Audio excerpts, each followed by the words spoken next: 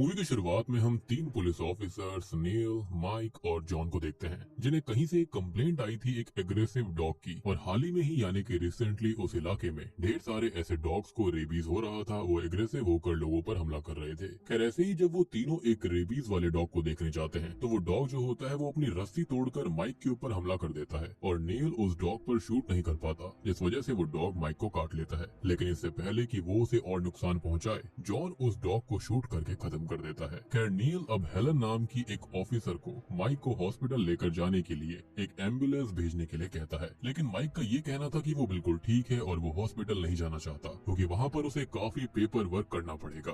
अब माइक और नील police station जाने लगते हैं, लेकिन माइक नील को ये कहता है कि वो कुछ दिन आराम करे। असल में हुआ ये था कि 2 महीने पहले ही नील का बेटा बेन घर से झगड़ा करके गायब हो गया था, भाग गया था और फिर वो वापस लौट कर नहीं आया। और इसी बात से नील और उसकी बीवी एबी बहुत ही ज्यादा डिप्रेशन में थे। इस वजह से वो फालतू की चीजों में पड़ना नहीं चाहता। खैर नील भी अब रेस्ट करने के लिए मान जाता है और फिर पुलिस स्टेशन में हम माइक की बेटी ओलिविया को देखते हैं, जो कि अपने पिता को इंजर्ड देखकर काफी घबरा जाती है। खैर अब जॉन उसे ये बताता है कि माइक को वैक्सीनेट कर दिया गया है और अब वो काफी सेफ है। फिर ओलिविया नील के पास जाती है और वो उसे बेन की वॉच देती है, जो कि नील ने ही बेन को दी थी। अब यहाँ पर नील ने तो ये मान लिया था कि बेन अब जिंदा नहीं होगा, लेकिन ओलिविया और एबी का यही कहना था कि बेन जिंदा है। खैर इसके बाद में जॉन अपनी कार में नील को घर छोड़ने जाता है और उसे एक रेडियो देकर कहता है कि अगर कोई भी दिक्कत हो या फिर कुछ हो जाए तो वो उसको बता दे। फिर जॉन वहाँ से चला जाता है। फिर हम एबी को देखते हैं, जो कि बेन के जाने से काफी डिप्रेस्ड हो रखी थी और वो कंटिन्यूअसली ड्रिंक कर रही थी। खैर अब नील उसको समझाता है कि बेन शायद वापस नहीं आएगा, लेकिन एबी को अभी भी यकीन था कि वो वापस आएगा। अब नील थोड़ा सा रेस्ट करने चला जाता है और जब वो उठता है तो वो बाहर थोड़ा घूमने जाता है। वो अपने साथ अपनी गन और सिगरेट ले लेता है। अब वो एक जगह जाकर बैठ जाता है और स्मोक करने लगता है। अब वो उन पलों को याद करता है जब उसने वो वॉच बेन को दी थी। अब यहाँ नील खुद को अपनी गन से मारने ही वाला होता है, लेकिन तभी वो पानी में एक लड़की को डूबते देखता है। वो पानी में कूदकर उसे बाहर निकालता है,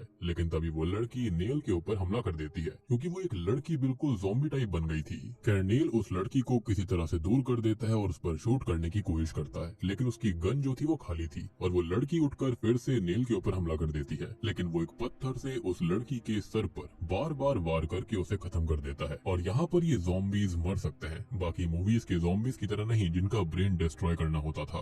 यानी कि ये जो ज़ॉम्बीज है ना, वो बिल्कुल नॉर्मल इंसानों की तरह मरते थे। खैर नील और भी ज़ॉम्बीज को देखता है और वो भागकर अपने घर आ जाता है। यहाँ पर कुछ बहुत ही अजीब चल रहा था। अब नील अपनी गन की एमो यानी कि बुलेट ढूंढता है, लेकिन उसे वो कहीं नहीं मिलती और एबी बताती है कि उसने उनको फेंक दिया है और गन भी खाली कर दी, क्योंकि वो डर गई थी कि नील कहीं खुद को ही खत्म ना कर ले।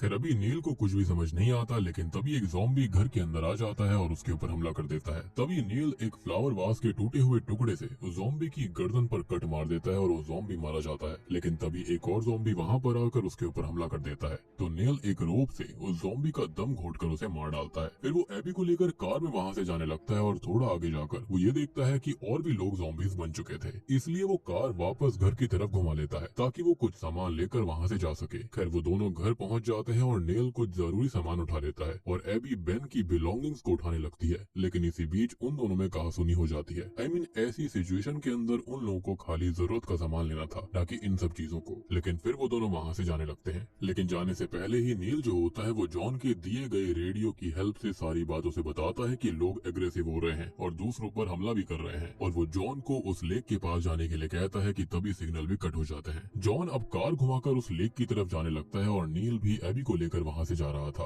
खैर अब ड्राइव करते हुए उन दोनों को रात हो जाती है और कार का फ्यूल भी खत्म हो जाता है। अब एक जगह जाकर नील कार को रोकता है और वो एबी को कार में ही बैठे रहने के लिए बोलता है। वो खुद अब फ्यूल पंप तक पैदल जाता है और गैस के कैंस उठाकर वो बाहर जाने लगता है, लेकिन पहले वो एक लाइटर और सिगरेट का पैकेट ले लेता है। इधर जॉन उस डूबती हुई लेडी की बॉडी को देखता है और तभी पेट्रोल पंप का ओनर भी ज़ॉम्बी बन गया था और वो भी नील के ऊपर हमला कर देता है, लेकिन नील उसे लाइटर और पेट्रोल की मदद से जलाकर मार डालता है। फिर वो एबी के पास जाता है और कार में बैठकर पेट्रोल पंप तक वो आते हैं। अंदर से जरूरी सामान उठाने लगते हैं खाने पीने का, क्योंकि पेट्रोल पंप के पास में हमेशा एक स्टोर हुआ करता है। फिर नील काउंटर पर कुछ पैसे छोड़कर कार में बैठ जाते हैं। I mean, जब सब ज़ॉम्बीज बन रहे थे तो पैसे की कोई रिक्वायरमेंट नहीं है। एनीवेज उधर जॉन नील के घर जाता है और सामान बिखरा हुआ देखता है। साथ ही साथ उसे वहाँ पर उन 2 ज़ॉम्बीज की बॉडीज भी दिखाई देती हैं और नील के रेडियो पर वो कांटेक्ट करता है और पूछता है कि वो है कहाँ पर। तो नील कहता है कि वो अभी एक पेट्रोल पंप पर है, लेकिन वो जल्दी ही पहले माइक के घर जाएगा और फिर उस टाउन से बाहर चला जाएगा। खैर फिर वो कार में बैठकर माइक के घर जाता है, लेकिन वो एबी को कार में ही बैठे रहने के लिए कहता है। वो अकेला ही घर के अंदर एंटर करता है और अंदर उसे पहले कोई नहीं मिलता, लेकिन तभी उसे माइक की वाइफ दिखती है और वो भी एक ज़ॉम्बी बन गई थी और वो भी उसके ऊपर हमला कर देती है और उसने नील को लगभग मार ही डाला था। लेकिन नील जो होता है वो माइक की गन उठाकर उसे खत्म कर देता है और बाहर एबी ये देखती है कि ओलिविया भागती हुई घर के अंदर जा रही थी और वो उसके पीछे जाती है। अंदर ओलिविया जो होती है वो भी एक ज़ॉम्बी बन चुकी थी और वो भी नील पर हमला कर देती है और नील ओलिविया को शूट करने ही वाला था, लेकिन एबी आकर नील को रुकने के लिए कहती है। लेकिन तभी वहाँ पर माइक आ जाता है और वो भी एक ज़ॉम्बी बन चुका था। वो नील का गला पकड़कर उसे हवा में उठा देता है और फिर वो उसका गला दबाने लगता है। नील एबी को गन उठाकर माइक को शूट करने के लिए कहती है, लेकिन वो शूट नहीं कर पाती और गन फेंक कर वहाँ से भाग जाती है। आई मीन बिट्रेयल देख रहे हो आप। तो नील अब खुद ही किसी तरह से अपने आप को बचाकर माइक से फ्री होता है और गन उठाकर माइक को शूट कर देता है, लेकिन वो एक बार में नहीं मरता। तो नील उसे फिर से शूट करके खत्म करता है। अब नील ये नोटिस करता है कि जो ओलिविया ज़ॉम्बी बन गई थी वो उसकी बीवी एबी का पीछा कर रही थी, लेकिन यहाँ नील एक ढलान से नीचे गिरकर बेहोश हो जाता है और उस दिन का सपना वो देखता है जिस दिन बेन घर से चला गया था। नील ने बेन को रोकने की कोशिश करी थी, लेकिन बेन अचानक गायब हो गया। खैर अब नील वापस होश में आता है और वो एबी को ढूंढने लगता है कि तभी उसे एक ज़ॉम्बी पुलिस ऑफिसर दिखता है और नील उसे ट्रिक कर एक बियर ट्रैप में फंसा देता है। फिर वो वहाँ से भागकर अपनी कार तक जाता है और वो वहाँ पर एबी को देखता है, लेकिन ऑब्वियस सी बात है अब वो भी इन्फेक्ट हो गई थी। वो इतनी बड़ी डरपोक थी कि उसने अपने हस्बैंड की हेल्प नहीं करी, तो ऑब्वियस सी बात है वो ओलिविया से कैसे बचती। साथ ही साथ ज़ॉम्बीज की तादाद अब काफी बढ़ भी चुकी थी। खैर अब वहाँ पर और भी पुलिस ऑफिसर्स वाले ज़ॉम्बीज भी आ गए थे, यानी कि पुलिस ऑफिसर ज़ॉम्बीज में कन्वर्ट हो चुके थे।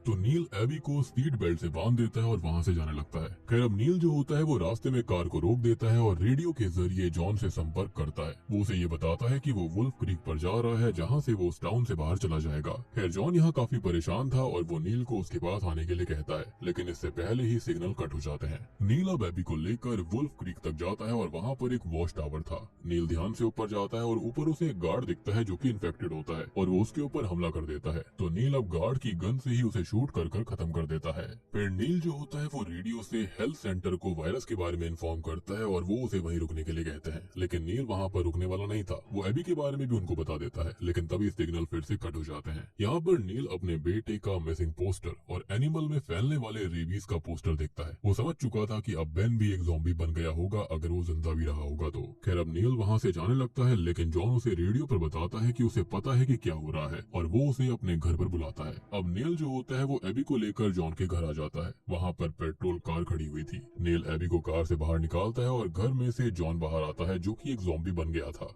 और वहाँ पर ढेर सारे और भी पुलिस ऑफिसर थे और वो भी ज़ॉम्बीज में कन्वर्ट हो गए थे। खैर अब नील उन पर गन पॉइंट कर देता है कि तभी जॉन नील को गन फेंकने के लिए कहता है और वो नील को शूट कर देता है। और दोस्तों अब यहाँ पर खुलते हैं इस मूवी के असली पत्ते और अब यहाँ पर आता है इस मूवी का एक बहुत ही बड़ा ट्विस्ट। यहाँ पर असल में कोई ज़ॉम्बी था ही नहीं। जी हाँ, क्योंकि नील जब खुद को कार के मिरर में देखता है तो वो खुद को भी एक ज़ॉम्बी की तरह ही देख रहा था और इसलिए बेन घर से भाग चुका था, क्योंकि नील को असल में स्किज़ोफ्रेनिया था और एबी ने ये बात बेन को बता दी थी। और उस दिन बेन एक पहाड़ी की चोटी पर खड़ा हुआ था और नील ने बेन का बैग पकड़ा हुआ था, लेकिन जब बेन ने बैग खींचने की कोशिश करी तब वो फिसल कर नीचे गिर गया और मारा गया। लेकिन नील को ये बात याद तक नहीं थी और वो यही समझता रहा कि बेन गायब हो चुका है, जिसके चलते सब उसको समझ रहे थे, उसकी बीमारी को समझ रहे थे। इनडायरेक्टली उसको ये भी कहा गया था कि वो हॉस्पिटल जाए, लेकिन वो इसी वजह से हॉस्पिटल नहीं जाना चाहता था। कहीं ना कहीं उसके सबकॉन्शियस माइंड के अंदर एक चीज फिट हो चुकी थी कि उसको ये बीमारी है, लेकिन वो उसको ट्रीट नहीं करवाना चाहता।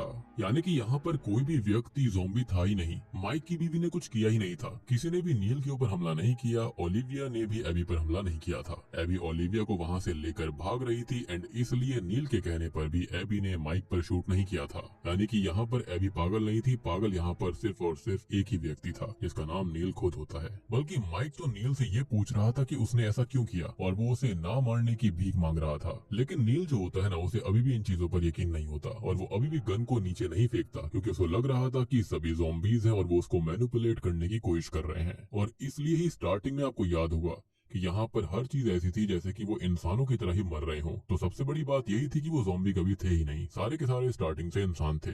खैर अब वो एबी को शूट करने लगता है, लेकिन जॉन नील को ही शूट करके मार डालता है। ऑब्वियस सी बात थी, इसके अलावा अब कोई रास्ता नहीं बचा था। अब मूवी की एंडिंग में हम एक ईगल को देख पाते हैं जो कि एक ज़ॉम्बी की तरह लग रही थी। शायद से वहाँ पर सच में कोई ज़ॉम्बी वायरस पक्का स्प्रेड हुआ था, या फिर ये हो सकता है कि ये चीज हमें बस कंफ्यूज करने के लिए थी। बट आई बिलीव की एंडिंग में यहाँ पर जो ज़ॉम्बीज वाली चीज थी ना, वो रियल में होने वाली थी। और आपने एक चीज और नोटिस करी होगी कि जो यहाँ पर नील होता है उसने मान लिया था कि बेन अब जिंदा नहीं है और वो कभी वापस नहीं आएगा, क्योंकि कहीं ना कहीं उसके सबकॉन्शियस माइंड ने उसको बता दिया था कि उसने ऐसा किया है, लेकिन वो रियलिटी को एक्सेप्ट नहीं कर पा रहा था। और बूम, इसी के साथ में ये मूवी यहीं पर खत्म हो जाती है। तो दोस्तों ये थी आउटब्रेक 2024 फिल्म की कहानी। अब देखो यहाँ पर ना कुछ थीम्स हैं जो कि मूवी के अंदर मैंने नोटिस किए हैं, जैसे कि पैंडेमिक और ग्लोबल प्रिपेयर्डनेस। ये थीम पैंडेमिक के लिए दुनिया की तैयारी को दिखाएगी, जैसे कि इंफ्रास्ट्रक्चर, कोऑर्डिनेशन और टाइमली रेस्पॉन्स की इम्पोर्टेंस। सेकंड नंबर पर साइंस वर्सेस मिस इन्फॉर्मेशन को भी दिखाया गया है, जैसे कि जहाँ पर कितने लोगों का जो ट्रस्ट होता है वो साइंटिफिक सॉल्यूशंस पर होता है, लेकिन कुछ लोग जो होते हैं वो कॉन्स्पिरेसी थियरीज पर विश्वास करते हैं। जैसे कि यहाँ पर जो पर्सन नील होता है वो खुद ऐसा था, उसके अंदर दिमाग में दिक्कत चल रही थी जिसके चलते हुए ऐसा लगता था कि हर कोई ज़ॉम्बी बन चुका है। पैंडेमिक के दौरान ह्यूमन स्पिरिट को हाईलाइट भी किया गया है कि कैसे लोग एक दूसरे की हेल्प भी करते हैं, लेकिन कुछ लोग उल्टा भी करते हैं। बाकी जो सबसे इम्पोर्टेंट थीम इस मूवी की है वो है स्किज़ोफ्रेनिया के बारे में, कि इंसान किस हद तक पागल हो सकता है, किस हद तक किसी चीज से डर सकता है। माइट भी उसके मन में कोई ना कोई कॉन्स्पिरेसी थियरी पहले से रही होगी, जिसके चलते स्किज़ोफ्रेनिया ने उसको 100x बढ़ा दिया था। उसका खुद का बेटा इस चक्कर में खत्म हो गया, लेकिन वो इस बात को एक्सेप्ट करने के लिए रेडी नहीं था। नील ने यहाँ पर अपने ही फ्रेंड्स को सबको मारने की कोशिश करी। सब कोई उसको समझ रहा था, उसे अंडरस्टैंड करने की कोशिश कर रहा था, लेकिन वो किसी को भी अंडरस्टैंड करना नहीं चाहता था, जिसके चलते ही ये सारी चीजें हो गई। एंड आई बिलीव कि स्टार्टिंग में जो डॉग ने काटा था वो बिल्कुल नॉर्मल डॉग होगा, लेकिन यहाँ पर ये चीजें हो सकता है कि खाली नील के दिमाग में हुई होंगी। इनडायरेक्टली उसे सब लोग हॉस्पिटल जाने के लिए कह रहे थे ताकि उसका इलाज हो पाए, लेकिन वो हॉस्पिटल नहीं जाना चाहता था। इनफैक्ट एबी पहले से ही जानती थी कि वो खुद को खत्म कर सकता है, जिसके चलते उसने उसके गन से सारी की सारी बुलेट्स को भी निकाल कर रखा हुआ था। और वो खाली खुद के लिए नहीं बल्कि समाज के लिए भी एक खतरा था, जिसके चलते अंत में उसके साथ जो कुछ हुआ वो बिल्कुल वैलिड था। तो